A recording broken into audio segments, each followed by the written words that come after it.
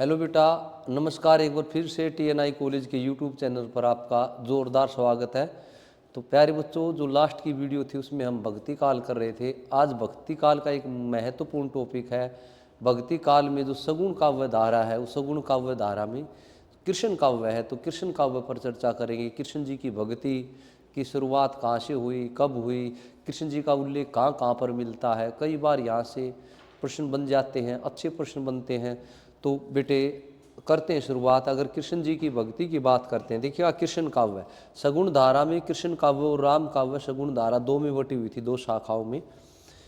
सबसे पहले भी अगर बात आती है कि कृष्ण जी का उल्लेख कहाँ पर मिलता है, कृष्ण जी के अगर उल्लेख की बात आ जाती है तो ऋग्वेद का अष्टम मंडल है।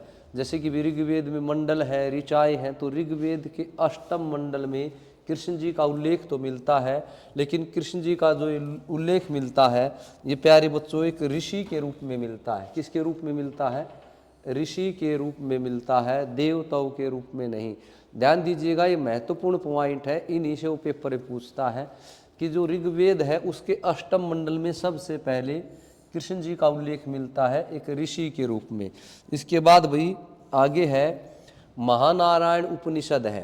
जैसे उपनिषद होते हैं तो महानारायण उपनिषद है, उसमें विष्णु का पर्यायवाची, ये महानारायण जो उपनिषद है इसमें विष्णु जी का पर्यायवाची वासुदेव को बताया गया है। किसको बताया गया है अभी? वासुदेव को। वासुदेव और कृष्ण, वासुदेव जो है वो कृष्ण का ही क्या है? पर्यायवाची है। तो जो आपका महानारायण उपनिषद है उसमें विष्णु जी का पर्यायवाची वासुदेव को बताया है, और कृष्ण वासुदेव के ही पर्यायवाची हैं। वासुदेव, वसुदेव इनके पिता का नाम था कृष्ण जी का। तो भी यहाँ पर भी वर्णन मिलता है कृष्ण जी का। आगे बढ़ते हैं बेटे। इसके बाद ये इम्पोर्टेंट है, छांदोग्य उपनिषद है भाई। छांदोग्य उपनिषद है, इस उपनिषद में देव की पुत्र कृष्ण का वर्णन मिलता है। जिस देव की माँ के वहाँ जन्म लिया कृष्ण जी ने, उस देव की माँ के पुत्र के रूप में सबसे पहले कृष्ण जी का वर्णन कहाँ मिलता है? छांदोग्य उपनिषद में। देखना बेटे, ना तो महापुराण उपनिषद करना है ना ऋग्वेद करना है। अगर पूछा जाता है देव की पुत्र कृष्ण जी का वर्णन सबसे पहले कहाँ मिलता है, तो छांदोग्य उपनिषद में मिलता है। आगे बढ़ते बेटे। और जिस कृष्ण जी ने आंगिरस ऋषि से शिक्षा ली थी, आंगिरस ऋषि इनके गुरु हुए हैं, उनसे शिक्षा ली थी देव की नंदन श्री कृष्ण जी ने। अब बात आती है महाभारत के जो कृष्ण हैं वो विष्णु के अवतार हैं। अगर महाभारत के हम कृष्ण जी का वर्णन करते हैं तो विष्णु जी के अवतार माने जाते हैं। महाभारत में वर्णित श्री कृष्ण यदुवंशी क्षत्रिय के रूप में अंकित हैं। महाभारत के जो कृष्ण जी हैं वो यदुवंश में जन्म लिया उन्होंने। यदुवंश बोले तो भी चंद्रमा, यदु का मतलब होता चंद्रमा।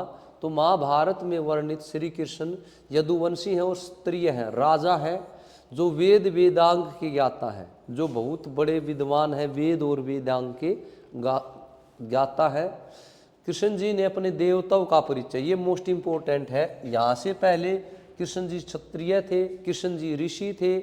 अब बात आती कृष्ण जी राजा थे, लेकिन यहाँ अगर बात आती है कृष्ण जी का सबसे पहले देव रूप कहाँ पर देखने को मिला, कृष्ण जी का सबसे पहले देव या देवता रूप कहाँ पर देखने को मिला, तो देखिएगा बेटे, कृष्ण जी ने अपने देवताओं का परिचय गीता के उद्गाता के रूप में दिया। जब वो अर्जुन जी को उपदेश दे रहे थे कृष्ण जी, तो वहाँ पर कृष्ण ने सबसे पहले अपने आप को देवता के रूप में दिखाया था। भी देखिएगा बेटे, क्वेश्चन ये आता है कि कृष्ण जी का सबसे पहले उल्लेख कहाँ मिलता है, तो ऋग्वेद के अष्टम मंडल में, लेकिन एक ऋषि के रूप में। अगर पूछ लिया जाता है कृष्ण जी का देवत्व वर्णन कहाँ पर देखने को मिलता है या देवत्व रूप कहाँ पर देखने को मिलता है, तो गीता का उद्गाता, गीता का जब वर्णन किया था, गीता का उपदेश दिया था, तो वहाँ पर सबसे पहले कृष्ण जी देवत्व अर्थात देवता दिखाए गए हैं। महाभारत के कृष्ण लोक रक्षक हैं। लोक रक्षक, लोक मतलब समाज के रक्षा करने वाले हैं। महाभारत के जो कृष्ण जी हैं वो इस समाज की रक्षा करने वाले हैं भाई। आगे बढ़ते हैं। पुराणों के कृष्ण, पुराण जैसे वेद है, पुराण है, 18 पुराण होते हैं। पुराणों के कृष्ण लोक रंजक है, लोक रंजक है भाई। और हरिवंश पुराण है बेटा, हरिवंश पुराण है, विष्णु पुराण है, भागवत पुराण है, इन देखिएगा मोस्ट इम्पोर्टेंट है, ये पूछ लिया जाएगा कि कौन कौन से पुराण में कृष्ण जी का वर्णन मिलता है। तो भी सबसे पहले हरिवंश पुराण में, फिर विष्णु पुराण है और फिर भागवत पुराण है। हरि कृष्ण जी का पर्यायवाची है तो हरिवंश पुराण रह जाएगा बेटे। विष्णु जी का अवतार थे कृष्ण जी तो विष्णु पुराण हो जाएगा। भागवत गीता का उपदेश दिया था तो बेटे भागवत पुराण। 18 में से 3 पुराणों में क्या मिलता है, कृष्ण जी का उल्लेख मिलता है, हरिवंश पुराण, विष्णु पुराण और बेटे भागवत पुराण। आगे बढ़ते बेटे, श्रीमद् भागवत जो पवित्र ग्रंथ है बेटा, श्रीमद् भागवत पुराण में राधा का कहीं उल्लेख नहीं मिलता। मोस्ट इम्पोर्टेंट है बेटा, ये पॉइंट कई बार पेपर में पूछा जाता है कि भी श्रीमद् भागवत पुराण में राधा जी का उल्लेख मिलता है या नहीं मिलता। तो जो श्रीमद् भागवत पुराण है वहाँ पर उस ग्रंथ में कहीं पर भी राधा का उल्लेख नहीं मिलता। मोस्ट इम्पोर्टेंट है बेटा, कई बार पेपर में पूछा जा चुका है ये। भागवत पुराण के आधार पर सबसे पहला संप्रदाय माधव संप्रदाय है। अगर हम भागवत पुराण की बात करते हैं तो कृष्ण संबंधित सबसे पहला जो संप्रदाय है वो माधव संप्रदाय है, जिसमें द्वैतवाद का सिद्धांत है तथा कृष्ण की उपासना पर विशेष जोर दिया गया है। द्वैतवाद जो मध्वाचार्य जिसके संप्रदाय के प्रवर्तक हैं, तो सबसे पहले अगर बात आती है कि भाई भागवत पुराण के अनुसार सबसे पहले कौन सा संप्रदाय आएगा, तो बेटे माधव संप्रदाय आएगा। कौन सा आएगा, कृष्ण भक्ति में माधव संप्रदाय आएगा बेटे, जो जिसमें कृष्ण जी की भक्ति पर विशेष बल दिया गया है या जोर दिया गया है बेटे। आगे बढ़ते हैं, भागवत पुराण में एक गोपी का निर्देश अवश्य है। मोस्ट इम्पोर्टेंट है, भागवत पुराण में राधा जी का तो वर्णन नहीं है, लेकिन भागवत पुराण में एक गोपी का वर्णन अवश्य है। एक गोपी का वर्णन है और निर्देश है, और वो क्या, जिसने क्या किया है, पूर्व जन्म में कृष्ण जी की आराधना की थी, पहले जन्म में कृष्ण जी की आराधना की थी। तो भागवत पुराण में राधा जी का कहीं वर्णन नहीं है, एक गोपी जी का निर्देश जरूर मिलता है, जिसने पूर्व जन्म में भगवान श्री कृष्ण की आराधना की थी। भाई संस्कृत काव्य, संस्कृत में एक काव्य है, रचनाकार है असव घोष। तो संस्कृत काव्य में असव घोष के ब्रह्मचरित में कृष्ण का उल्लेख मिलता है। ये वेद है, पुराण है, उपनिषद है। इनके अलावा हमारे जैसे भी कालिदास हुए हैं, वाल्मीकि जी हुए हैं, असव घोष हुए हैं, भवभूति हुए हैं। तो संस्कृत का काव्य की रचनाकार है असव घोष, उसमें ब्रह्मचरित में कृष्ण का उल्लेख मिलता है। ब्रह्म भगवान को बोलते हैं बेटे, तो ब्रह्मचरित है असव घोष का, उसमें कृष्ण जी का उल्लेख मिलता है। आगे बढ़ते हैं, मोस्ट इम्पोर्टेंट है बेटे, ये प्राकृत भाषा आ गई, ये संस्कृत के बाद प्राकृत। तो प्राकृत भाषा में हाल रचनाकार हैं, और हाल रचनाकार की रचना है गाहा सत्सई। गाहा गाथा को बोलते हैं बेटे, गाहा का मतलब गाथा होता है, गाथा का मतलब कथा होता है। तो प्राकृत भाषा के कवि हाल कवि के गाहा सत्सई में राधा का उल्लेख मिलता है, जो श्रृंगार रस प्रधान है। अब देखिएगा कितनी बढ़िया बात कही है, सबसे पहले राधा जी का उल्लेख कहाँ पर मिलता है, गाहा सत्सई में मिलता है, जो प्राकृत भाषा में लिखी गई है, और उस गाहा सत्सई में राधा का श्रृंगार रूप में वर्णन मिलता है। आगे बढ़ते बेटे, भट्ट नारायण की रचना वेणी संहार में कृष्ण रूठी हुई राधा को मनाते हैं।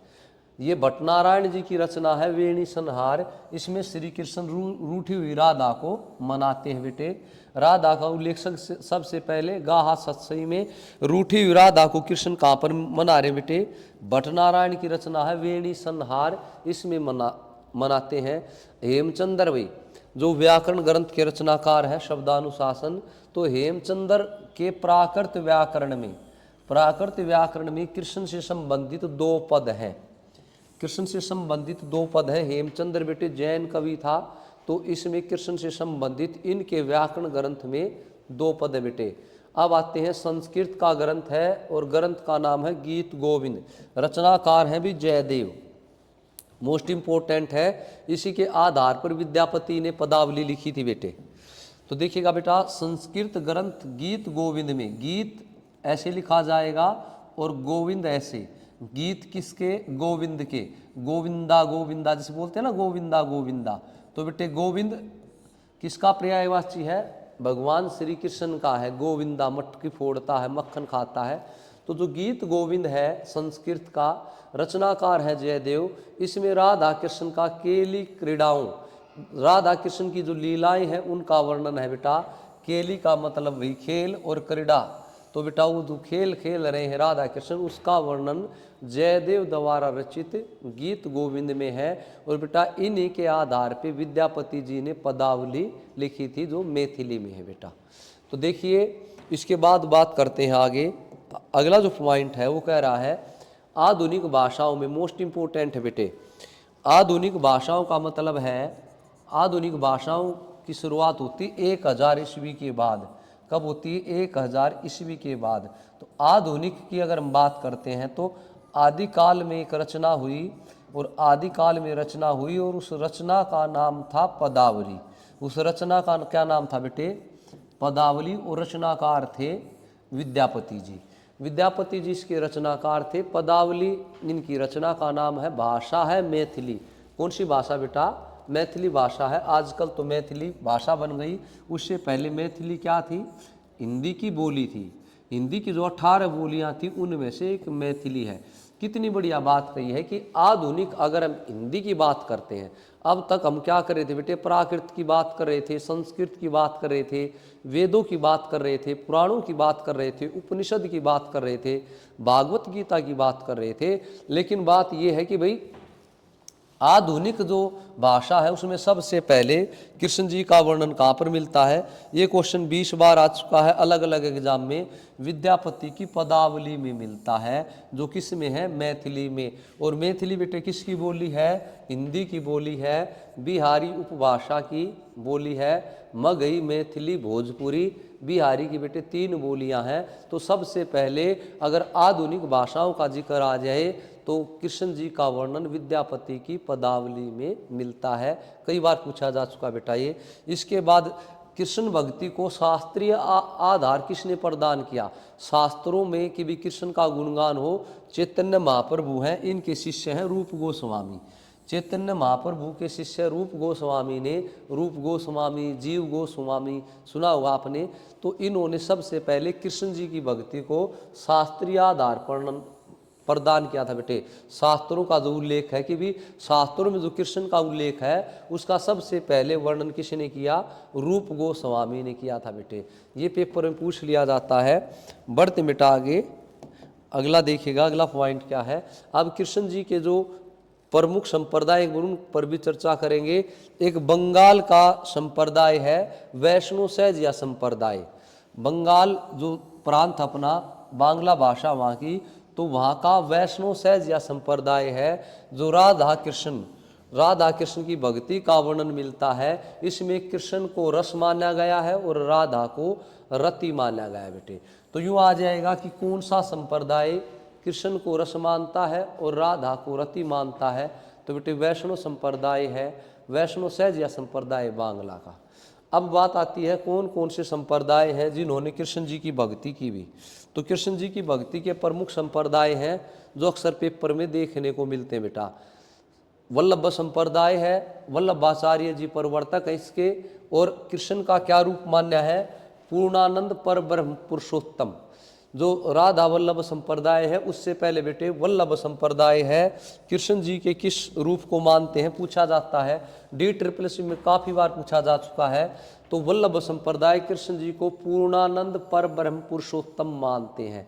उसके बाद बेटे निम्बारक संप्रदाय है और इसके प्रवर्तक निम्बारकाचार्य हैं। राधा कृष्ण की युगल मूर्ति की पूजा करते हैं। राधा और कृष्ण की जो मूर्ति रहती है उसकी युगल मूर्ति की पूजा करते हैं।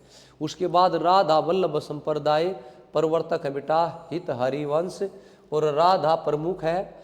देखिएगा ये वो संप्रदाय है जिसमें राधा को कृष्ण से ऊपर बताया गया है। तो नाम हो जाएगा राधा वल्लभ। वल्लभ कृष्ण जी का पर्यायवाची है, राधा राधा का नाम है ही बेटा। तो राधा वल्लभ संप्रदाय राधा को कृष्ण जी से श्रेष्ठ बताता है। तो राधा प्रमुख है और कृष्ण ईश्वरों के ईश्वर है। राधा जिसमें प्रमुख है, कृष्ण जी ईश्वरों के ईश्वर हैं। ये कई बार पूछा जाता, हरिदासी संप्रदाय या सखी संप्रदाय, स्वामी हरिदास जिसके प्रवर्तक हैं, कृष्ण जी को निकुंज बिहारी मानते हैं। क्या मानते हैं? कृष्ण जी को निकुंज बिहारी बेटे। ये गौड़ीय संप्रदाय है चैतन्य महाप्रभु का, इसी नी के शिष्य ने कृष्ण जी की भक्ति को शास्त्रीय आधार दिया था। तो ये ब्रजेंद्र कुमार मानते हैं कृष्ण जी को ब्रज का इंद्र, ब्रज जमा इंद्र बेटे, गुण संधि है, ब्रजेंद्र कुमार मानते हैं। कौन बेटा? चैतन्य महाप्रभु का जो संप्रदाय है गौड़ीय संप्रदाय। तो ये थे बेटे कृष्ण भक्ति से संबंधित महत्वपूर्ण पॉइंट। इसके बाद इस सिलसिले को, इस क्रम को हम आगे बढ़ाएंगे। तो बेटे अगर आपको वीडियो अच्छी लगती है तो लाइक कर सकते हो, शेयर कर सकते हो। अगर पहली बार चैनल पे आए हैं तो बेटा चैनल को सब्सक्राइब कर सकते हो, बेल आइकन दबा देना, ताकि बेटे नए नोटिफिकेशन आप तक पहुंचते रहें और आप इनका फ़ायदा उठाते रहें। जय हिंद, जय भारत, मुस्कुराते रहिए।